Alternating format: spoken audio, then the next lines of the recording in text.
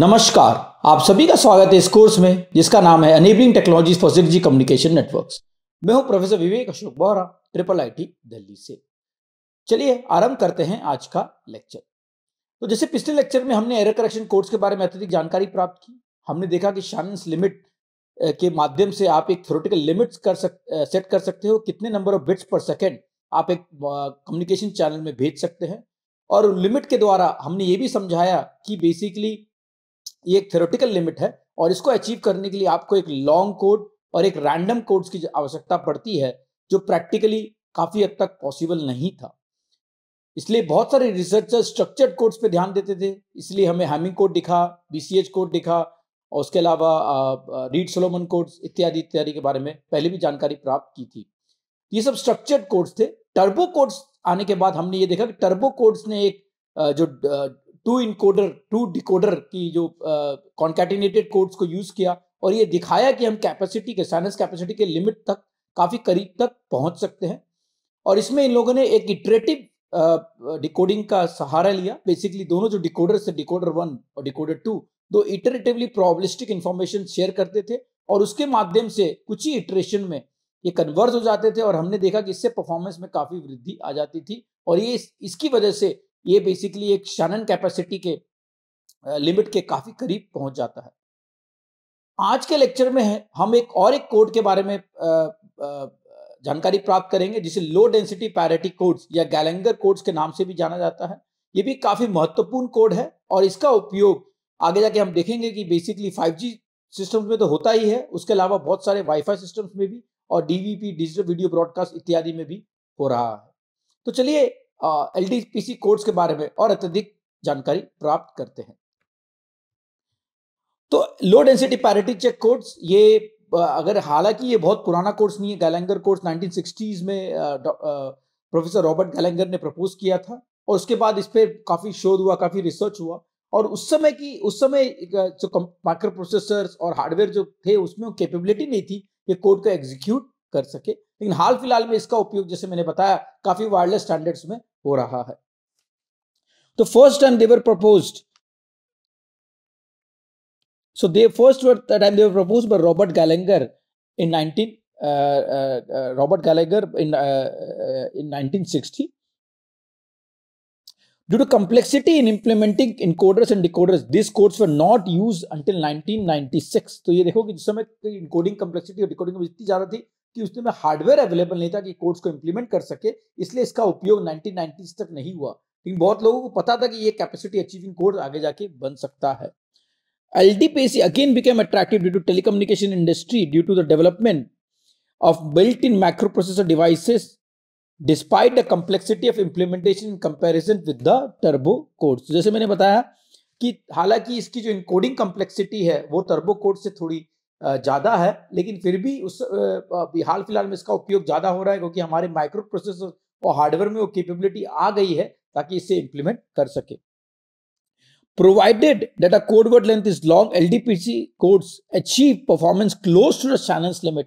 ये मैंने बताया जैसे अगर कोड लेंथ काफी लंबा है तो LDPC कोड ये दिखाता है कि वो भी एक शैनन कैपेसिटी लिमिट तक पहुंच सकता है and in some cases surpasses the performance of parallel or serially concatenated codes।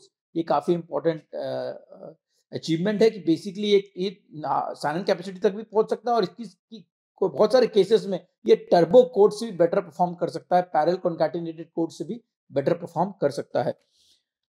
In 2003, the LDPC has become the part of digital video broadcast satellite data for digital television instead of turbo codes। In turbo codes को DVB digital video broadcast में replace कर दिया।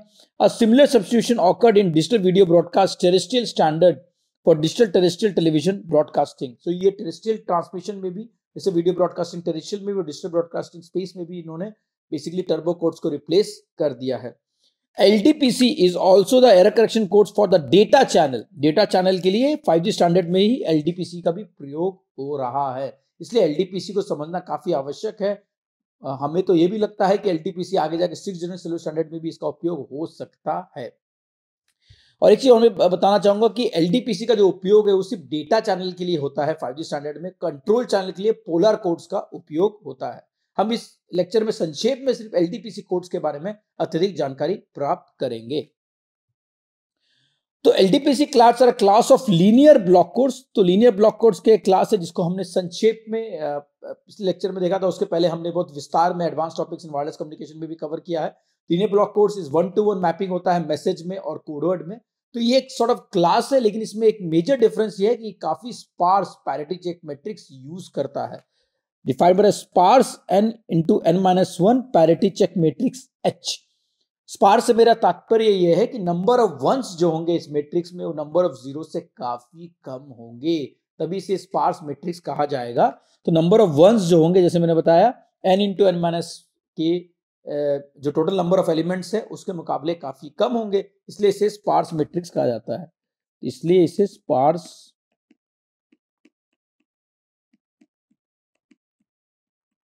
क्योंकि number of once जो होंगे number of zero से काफी कम होंगे।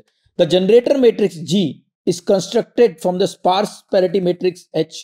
तो जनरेटर मैट्रिक्स G जो है वो sparse parity check matrix H से कंस्ट्रक्ट होता है, क्योंकि हमने ये भी देखा लीनियर ब्लॉक कोड्स में आप किस तरह से पैरिटी मैट्रिक्स से जनरेटर मैट्रिक्स जनरेट कर सकते हो, जनरेटर मैट्रिक्स से किस तरह से आप पैरिटी चेक मैट्रिक्स जनरेट कर सकते हो। The fundamental difference between the turbo codes and the LDPC codes is The turbo codes tend to have low encoding complexity। जैसे मैंने बताया टर्बो कोड्स में लो encoding complexity होती है, but high decoding complexity due to iterative nature and message passing, जो हमने पहले भी पढ़ा था। और लेकिन LDPC कोड में हायर encoding complexity होती है और लोअर डिकोडिंग complexity होती है।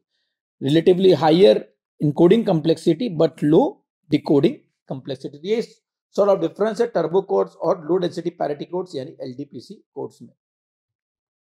तो एलडीपीसी कोड्स के टाइमलाइन को अगर देखा तो जैसे मैंने पहले बताया 1948 में शैनन ने वो mathematical theory of communication propose किया था। उसके बाद 1960s में रॉबर्ट गैलेंगर जो एमआईटी के प्रोफेसर थे, उन्होंने basically in PhD dissertation thesis LDPC codes के बारे में जानकारी प्रदान की थी और उनके बारे में डिटेल में बताया था कि एलडीपीसी कोड्स खासकर रेगुलर एलडीपीसी कोड्स किस तरह से काम करते हैं। As computers that time were not very powerful, जैसे मैंने बताया, he could not verify that his codes could approve capacity. 1982 में माइकल टैनर, जो टैनर ग्राफ्स के नाम से भी फेमस है उनका नाम, considered Gallagher's LDPC codes and his own structured codes. He also introduced a notion of using bipartite graph called a Tanner graph, जैसे मैंने अभी बताया है। In 1995, interest was renewed in Gallagher's LDPC code led by David Mackey and others. तो ये progressive work था 1948 सैनन्स limit से 1960 से रॉबर्ट गैलेगर का एलडीपीसी कोड से माइकल टर्नर ग्राफ से लेके हाल फिलहाल में डेविड मैकई की तरफ से एलडीपीसी कोड्स के बारे में। तो एग्जांपल लेते हैं, एक पैरिटी चेक मैट्रिक्स के माध्यम से समझाने का प्रयत्न करते हैं कि एलडीपीसी कोड्स का मेन वर्किंग मेथोडोलॉजी क्या होता है। तो consider 5x10 parity check matrix. 5x10 इसमें नंबर ऑफ रोज जो होंगे वो 5 है, आपको दिख रहा है 1 2 3 4 5, और नंबर ऑफ कॉलम्स जो इसमें 10 है 1 2 3 4 5 6 7 8 9 10, तो 10 है। और dimension of parity check matrix की इसमें 5x10 है बेसिकली, क्योंकि नंबर ऑफ रोज 5 है और नंबर ऑफ कॉलम्स 10 है, तो ऑब्वियसली इसमें जो डायमेंशन है 5x10 है।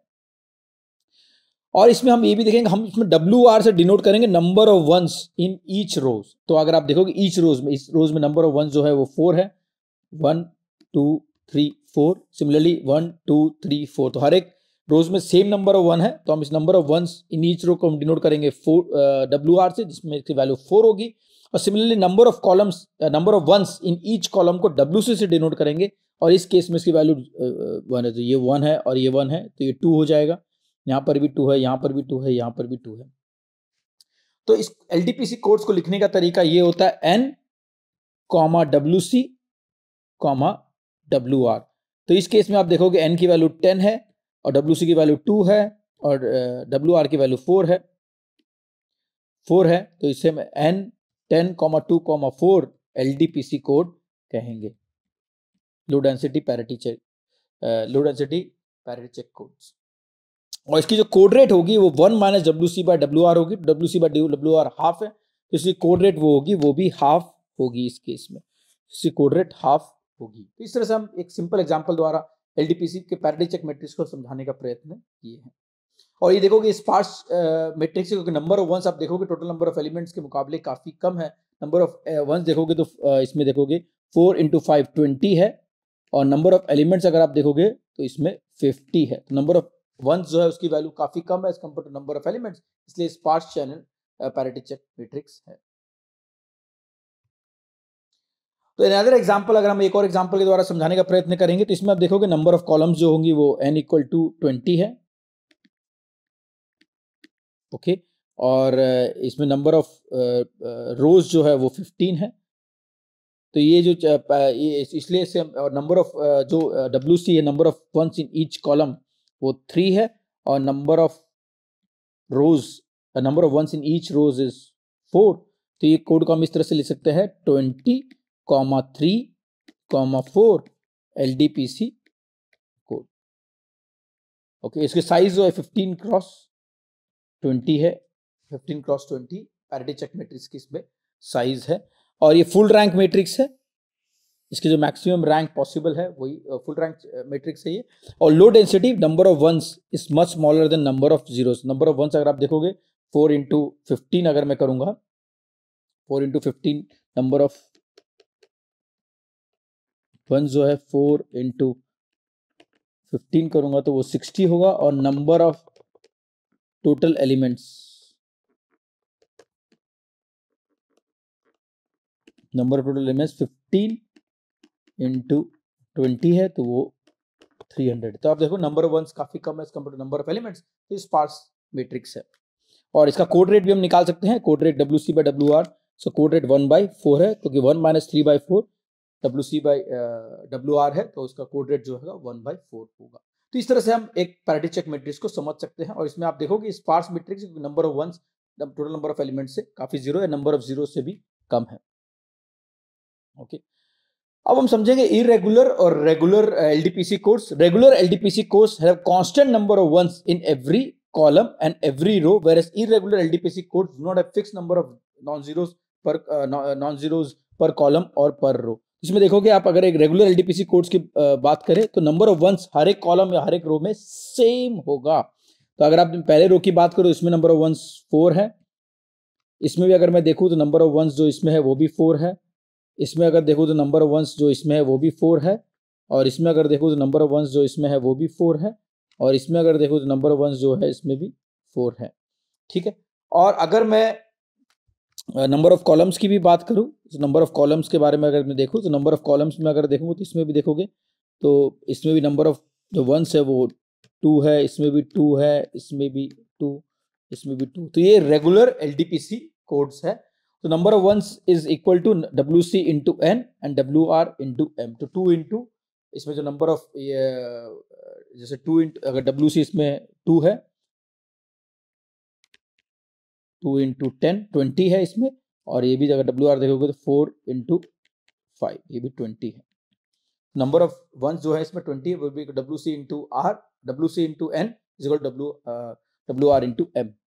तो M जो है नंबर ऑफ कॉलम्स है इसमें, सॉरी नंबर ऑफ रोज है, और N जो है नंबर ऑफ रोज है। तो इस बेसिस पे हम इसे निकाल सकते हैं। तो ये बहुत सिंपल है। रेगुलर LDPC कोड्स जैसे मैंने समझाया, उसका बेसिकली मोटिवेशन ये होता है कि ये एक सॉर्ट ऑफ स्ट्रक्चर कोड्स है, और इसमें नंबर ऑफ रोज होंगे हर एक, नंबर ऑफ वंस होंगे हर एक रोज में वो सेम होंगे, और सिमिलरली नंबर ऑफ वंस जो हर एक कॉलम में होंगे वो सेम होंगे। उसके अलावा एक और कोड है जिसे इरेगुलर LDPC कोड कहते हैं, जहां पर नंबर ऑफ वंस हर एक रोज में और नंबर ऑफ वंस हर एक कॉलम में अलग अलग होंगे, तब ये इरेगुलर LDPC कोड कहलाता है। तो इसमें एक सिंपल एग्जांपल द्वारा हम समझने का प्रयत्न करते हैं। तो देखोगे आप नंबर ऑफ वंस इसमें है वो है 3। अगर मैं सिर्फ पहले कॉलम्स के हिसाब से जा रहा हूँ, इसमें 3 है, लेकिन इसमें आप देखोगे 1 है, इसमें भी आप देखोगे तो 1 है, इसमें आप देखोगे तो 2 है, इसमें भी देखोगे तो आप 2 है। यानी नंबर ऑफ वंस जो है वो वेरी कर रहे हैं कॉलम्स में। सिमिलरली अगर मैं रोज की बात करूं तो अगर मैं नंबर ऑफ रोज में भी देखूं तो नंबर ऑफ रोज में अगर देखूं तो इसमें नंबर ऑफ वंस जो है वो 3 है, इसमें जो नंबर ऑफ वंस है वो चेंज हो गए हैं, अगर आप देखोगे तो 4 है, और इसमें जो नंबर ऑफ वंस है वो 5 है। तो ये irregular LDPC parity check irregular LDPC codes होंगे। तो number of ones in any row in this case, तो number of ones in any row of parity check matrix will be different to the number of ones in each column। तो ये एक तो major property है, number of rows भी अलग होंगे, number of ones each row में अलग होंगे, number of ones each column में भी अलग होंगे। लेकिन इसका एक benefit superior performance over regular LDPC construction. तो इसकी जो परफॉर्मेंस होगी वो रेगुलर एलडीपीसी कंस्ट्रक्शन से बेटर होगी, यानी इसकी जो परफॉर्मेंस है ये better parity check matrix as compare to regular LDPC code, जहां हमने पहले स्लाइड में देखा था, जहां पर regular number equal number of ones हर एक कॉलम में होते हैं और इक्वल नंबर ऑफ वंस हर एक रोज में होते हैं। तो ये डिफरेंस है दोनों में। लेकिन इररेगुलर एलडीपीसी कोड्स की परफॉर्मेंस रेगुलर एलडीपीसी कोड्स के परफॉर्मेंस से जनरली बेहतर होती है। तो इसमें भी देखो, ये भी एग्जांपल यहाँ पर देखोगे आप, 2 है, यहाँ पर 3 है, सिमिलरली 2 है, 2 है, 1 है, 1 है, 1 है। तो ये सिंपल रेगुलर एलडीपीसी कोड है। और इसका एक और, ये आउट परफॉर्म करता है टर्बो को specifically at higher code rates में, ये टर्बो कोड से भी बेटर परफॉर्मेंस देता है regular LDPC code. Column weight में vary across columns of the parity check matrix. जैसे कॉलम वेट हमने यहाँ देखा कि यहाँ पर 2 है, यहाँ पर 3, यहाँ पर 2 है, यहाँ पर 2 है, 1 1 1 1 1।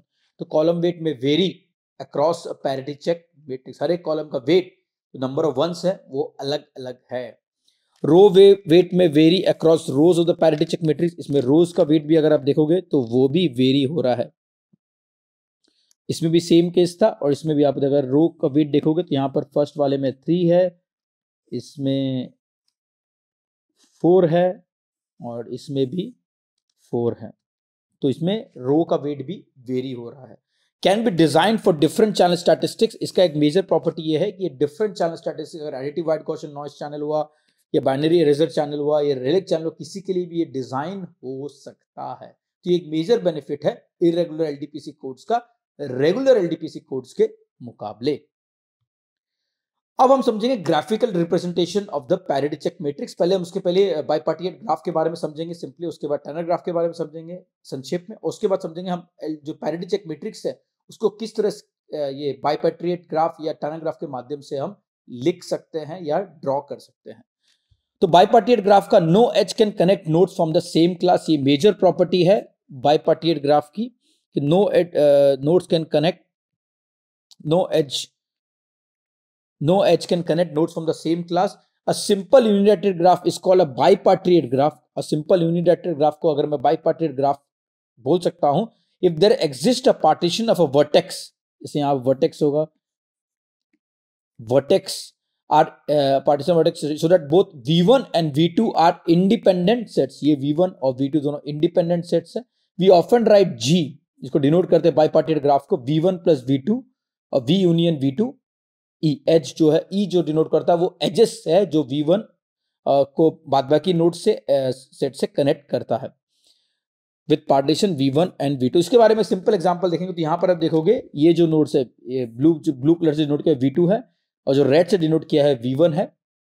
ये दोनों नोड के बीच में कोई कनेक्शन नहीं है, डायरेक्ट कनेक्शन नहीं है, लेकिन v1 और v2 के बीच में एजेस के द्वारा कनेक्शन है। तो ये बाइपार्टिएट कर्व है।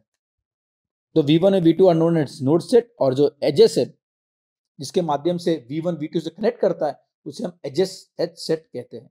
तो एक सिंपल मैट्रिक्स के द्वारा समझने में कोशिश करेंगे। और टैनर ग्राफ जो होता है वो एक बाइपार्टिएट ग्राफ का ही फॉर्म होता है। Graph LDPC is a bipartite graph in which nodes can be partitioned into two classes and no edge can connect from the same class। यानी सेम क्लास के नोड कनेक्ट नहीं कर सकते, यानी 1 और 2 कनेक्ट नहीं कर सकते, 2 और 3 कनेक्ट नहीं कर सकते, 3 और 4 कनेक्ट डायरेक्ट कनेक्ट नहीं हो सकता, और A और B डायरेक्ट कनेक्ट नहीं हो सकता है। Tanner graph is a graphical representation of the parity check matrix H। तो पैरिटी चेक मैट्रिक्स को हम टैनर ग्राफ के माध्यम से लिख सकते हैं, डिनोट कर सकते हैं, पोर्ट्रे कर सकते हैं। तो मतलब हम दिखाएंगे किस तरह से हम करते हैं। 2 classes of tenor graph includes, 2 classes है टैनर ग्राफ के, 2 क्लासेस है, जैसे बताया v1 और v2। अगर आपको 2 वर्टेक्स थे, इसमें हम 2 वर्टेक्स को डिवाइड किया है। बिट एंड वेरिएबल नोड्स, जो बिट और वेरिएबल रिप्रेजेंट्स द कॉलम, ये होता है बिट्स एंड वेरिएबल नोड्स, जो कॉलम को रिप्रेजेंट करता है 1 2 3 और 4। और जो चेक नोड्स होते हैं, जिसको हमने ग्रीन कलर से डिनोट किया है, A और B, ठीक है, A और B जो नोड, तो चेक नोड्स कहते हैं। चेक नोड्स बेसिकली डिनोट करता है रोज को पैरिटी चेक मैट्रिक्स के, और जो बिट नोड है या वेरिएबल नोड है, सॉरी इसको मैं फिर से रेड से लिख देता कि कंफ्यूजन ना हो,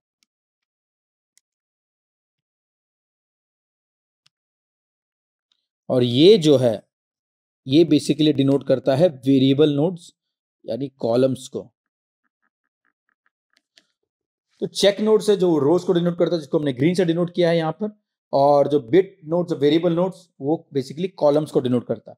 एक सिंपल चीज देखूंगा, जैसे 1 यहाँ पर है, फर्स्ट बिट नोड, यहाँ दोनों में 1 है। इसको मैं अलग कलर से फिर से डिनोट करता हूँ ताकि और समझने में आसानी हो।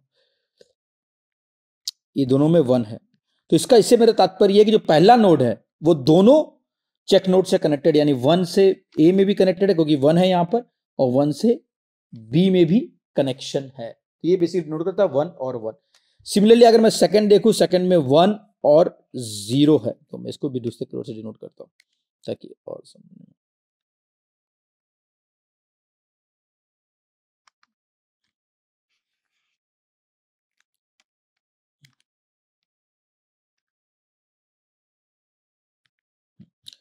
ये 1 है और ये 0 है, तो इससे मेरा बोलने का तात्पर्य है कि जो सेकंड नोड है यहाँ पर, सेकंड नोड है वो पहला 1 है, यानी वो इसी को कनेक्ट करेगा, 1 है, और दूसरा 0 है। यहाँ पर कोई कनेक्शन नहीं है 2 से बीच में क्योंकि वो 0 है। तो जो 1 से उन्हीं एज के माध्यम से डिनोट किया जाता है। जैसे मैंने पहले भी बताया था, अगर कोई एक जो बिट नोड है वो चेक नोड से कनेक्ट हो रहा है, अगर बिट नोड पे 1 है तो ही वो चेक नोड से कनेक्ट होता है, अदरवाइज 0 है तो कोई कनेक्शन नहीं होता है। जब 1 को ही बेसिकली एच के द्वारा हमने डिनोट किया है। सिमिलरली आप थर्ड में देखोगे यहाँ पर 0 और 1 है, तो थर्ड में सिर्फ बी से कनेक्शन है, ए में कनेक्शन नहीं है। और सिमिलरली फोर्थ में भी देखोगे तो 0 और 1 है, तो फोर्थ का भी सिर्फ बी से कनेक्शन है, ए से कनेक्शन नहीं है। तो हम कोई भी पैरिटी चेक मैट्रिक्स को ये टैनर ग्राफ के माध्यम से या बिट नोड और चेक नोड के माध्यम से हम डिनोट कर सकते हैं। ये काफी इंपॉर्टेंट ऑब्जर्वेशन है और काफी इंपॉर्टेंट रिप्रेजेंटेशन है पैरिटी चेक मैट्रिक्स का टैनर ग्राफ के माध्यम से। तो इसको मैंने वापस से यहाँ पर और डिटेल में समझाने का प्रयत्न किया है। तो बहुत जो बिट नोड्स है वो कॉलम्स है, जैसे मैंने यहाँ कहा था, तो बिट नोड्स है ये वाले, ये कॉलम्स है,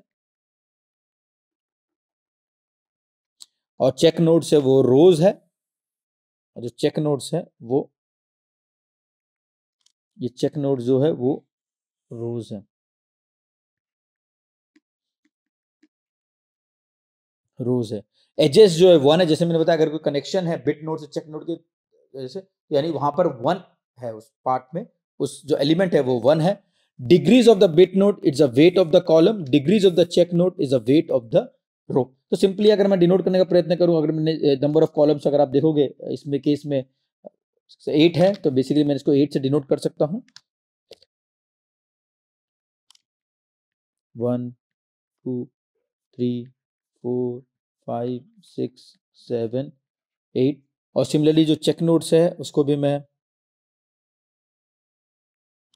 यहाँ पर देखोगे, इसका रो कर ये तो कॉलम्स के हो गए, तो मैं इसे R1 से कंफ्यूजन हो सकता है, तो मैं इसको C1 C2 C3 C4 से डिनोट करता हूँ। इसको नीचे वाले को मैं B1, लेकिन इसको कनेक्शन समझाने के लिए आसानी होगी। तो आप देखोगे जो ये वाला पार्ट है, ये पहला अगर रो है, तो इसमें यहाँ पर 1 है और यहाँ पर 1, जैसे हमने पिछले स्लाइड में भी देखा था, यानी जो पहला नोड है वो C2 से कनेक्ट होगा। इसको अगर मैं C1 C2 C3 C4 और 1 2 3 4 5 6 7 8, तो C1 C2, तो अगर देखो C2 में कनेक्शन है, C4 कनेक्शन है 1 का, तो ये C2 में और C4 में कनेक्शन। इस तरह से मैं हर एक कनेक्शन को एक टैनर ग्राफ के माध्यम से डिनोट कर सकता हूं। तो एक बहुत सिंप्लीफिकेशन हो जाता है हमारे लिए एक पैरिटी चेक मैट्रिक्स को इस ग्राफ के द्वारा समझने की से। और एक चीज और भी देखेंगे, weight degree of the bit node. अगर मैं किसी डिग्री देखो, यहाँ पर जो 2 कनेक्शन है, तो इस नोड की डिग्री 2 है, इसकी नोड की डिग्री भी 2 है, इसकी भी 2 है, इसकी भी 2 है, इसकी भी 2 है, इसकी भी 2 है, इसकी भी 2 है। सिमिलरली अगर मैं चेक नोड्स की बात करूं या रोज की बात करूं, तो उनकी डिग्री क्या है, वेट ऑफ द रो। यहां पर 4 कनेक्शन है, तो इसकी 4 है, इसकी भी 4 है, इसकी भी 4 है, इसकी भी 4 है। तो आप देखोगे नंबर ऑफ वंस या वेट आप या तो मैट्रिक्स से निकाल सकते हो या तो सिर्फ ऑब्जर्वेशन से निकाल सकते हो कितने कनेक्शन। यहाँ 4 कनेक्शन है, यहाँ पर भी 4 कनेक्शन है, यहाँ पर भी 4 कनेक्शन है, यहाँ पर भी 4 कनेक्शन है। ये सबका वेट जो है चेक नोड का वो 4 है। Similarly wait of the bit node is 2। या आप मैट्रिक्स से भी निकाल सकते हो, क्योंकि मैट्रिक्स में देखोगे वेट ऑफ द कॉलम और वेट ऑफ द रो, तो आप उससे भी निकाल सकते हो। लेकिन ये इजियर रिप्रेजेंटेशन है कोई भी पैरिटी चेक मैट्रिक्स को टैनर ग्राफ के माध्यम से लिखने का। तो ये एक सिंपलर एक्सप्लेनेशन है। हमने दिखाया कि टैनर ग्राफ के माध्यम से आप किस तरह से एक पैरिटी चेक मैट्रिक्स का रिप्रेजेंटेशन कर सकते हैं। अब हम थोड़ा और डिटेल में जाएंगे टैनर ग्राफ के। अ cycle of length L, a cycle of length L in a Tanner graph is a path comprised of L edges from node back to the same node. तो cycle of length L in Tanner graph is a path, एक path होगा जो L edges में comprise कर, L edges यानी L ones होंगे उसमें, from a node back to the same node, L edges यानी L वंस होंगे इसमें, ठीक है, L edges back to the same node, ठीक है। और shortest cycle is in a bipartite graph is called the girth. Shortest cycle होगा किसी भी बाइपार्टिएट ग्राफ का, उसे हम गर्थ कहते हैं। The sparsity of the graph structure is a key property that allows for the algorithmic efficiency of the LDPC code. जितना ज्यादा ग्राफ में स्पार्सिटी होगी, जितने कम कनेक्शंस होंगे उतना ही बेटर होगा, जितने कम एजेस होंगे उतना ही बेटर होगा, उतनी ज्यादा बेटर होगी उसकी परफॉर्मेंस बेसिकली, क्योंकि स्पार्सिटी कम होगी उतनी। Short cycles are usually considered bad in graphs used for iterative decoding based on message passing. जितनी ज्यादा शॉर्ट साइकिल होगी उतनी प्रोबेबिलिटी होगी एरर बढ़ने की, और क्योंकि आप इसमें मैसेज पासिंग का यूज करते हो तो हम आगे डिकोडिंग में भी समझेंगे, तो ये it's not good for the coding structure. तो इसको समझते हैं संक्षेप में। जैसे हम यहाँ पर भी देखिए R1, R2, R3, R4, R5, R6 है, तो ये जो है वो बेसिकली इसमें नंबर ऑफ कॉलम्स है और ये नंबर ऑफ रोज है, तो ये बिट नोड्स है और ये चेक नोड्स है।